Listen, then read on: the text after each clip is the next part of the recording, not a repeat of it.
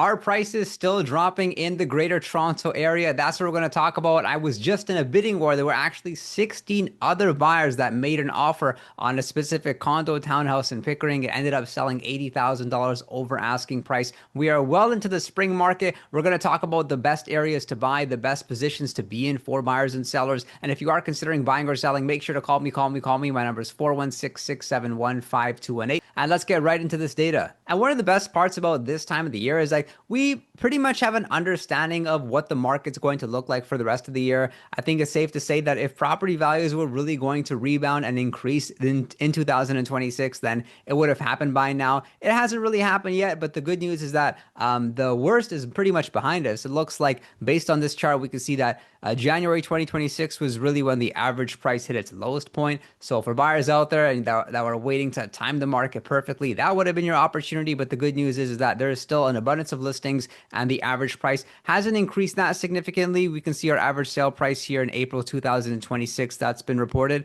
And over the past year, we can see single family homes, they're down year over year about 6.5%, but they are up month over month 0.4%. Townhouses, they've experienced quite a bit of depreciation. They're down 8.1% year over year, but slightly up month over month. Condo apartments, they're down 8.9% year over year. They have had a month over month change. They've come down just slightly by 0.74%. And we can see the average rent is actually starting to increase depending on which area you're looking in. Looking at the number of units sold, we can see April 2026, there were significantly more sales, and there were actually more sales as well if we compare it to April 2025. But one of the concerns for sellers is that while the number of sales has increased, the number of new listings has also significantly increased. And that's reflected here. We can see April 2026 also had 17,000 new listings, which came up on the market.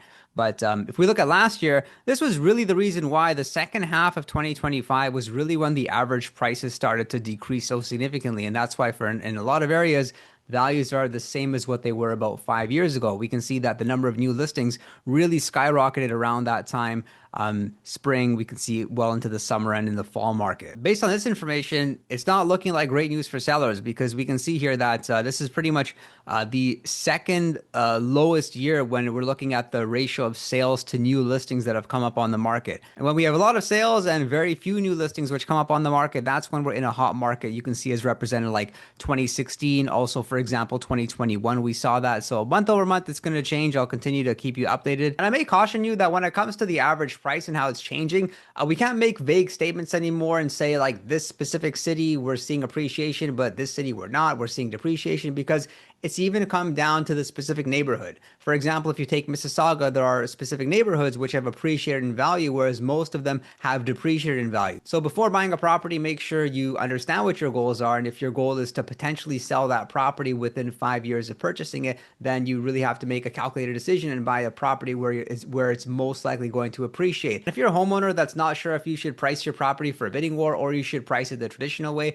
look at what the comparables are telling you. If it's such that in your specific neighborhood all the listings are selling over asking price, then it may be fair to take that pricing strategy, really, because that's what buyers expect. Buyers expect that they're going to see your listing at a price where it's priced for a bidding war and it will sell over asking price. But if you're going to price your property the traditional way, then you not only want to take a look at the recent comparables and see what's sold in the neighborhood, but also take a look at the active competition. See which listings are on the market that have similar features and benefits or have a price that's similar to yours. If a listing on your street is up for sale for 90 days and not selling, then that tells you that most likely they're going to be overpriced. And if you have any real estate related questions or would like to have a conversation, you can call me. My number is 416-671-5218. And if you're a real estate agent that's looking for a great brokerage where you could level up and develop your business, then as well, make sure to reach out to me. I'm also very active on Instagram, and I look forward to seeing you next time.